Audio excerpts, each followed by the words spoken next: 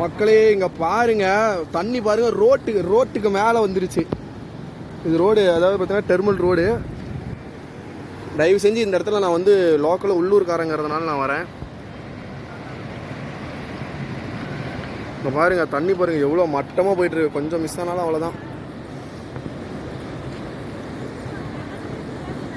இந்த இடம் தான் ஒன்று சேர்ற இடம். அதாவது பார்த்தீங்கன்னா 16 கம்மாவும் அந்த நம்ம மெயின் டேம் 8 கம்மாவும் ஒன்று சேர்ற இடம். அந்த இடத்துல பாருங்க,